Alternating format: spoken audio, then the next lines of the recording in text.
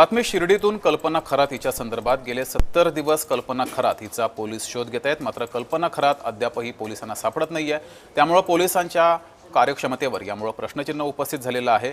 70 दिवस झाले कल्पना खरात पोलिसांना का सापडत नाही असा सवालही उपस्थित झालाय। ती परराज्यात पळून गेलेली आहे अशी ही माहिती समोर आली आहे। मात्र अशोक खरात याच्यावर कारवाई केल्यानंतर कल्पना खरात हिचा शोध सुरू झाला। मात्र ती अद्यापही सापडत नसल्यामुळे पोलिसांच्या कार्यक्षमतेवर प्रश्नचिन्ह उपस्थित झालंय। अधिक माहिती घेऊया, आपले प्रतिनिधी जयेश सावंत आपल्या सोबत जोडलेले आहेत।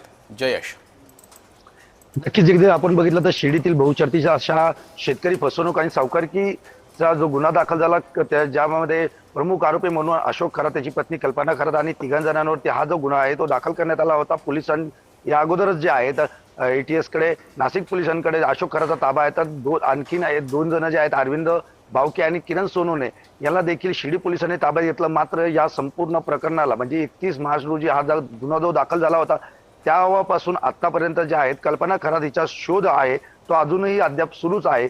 का पोलिसांना मिळत नाही हा मोठा प्रश्न या निमित्ताने उभा राहिलेला आहे। या दरम्यान जे आहे शिर्डी पोलिसांनी अशोक खरातचा ताबा देखील घेतला।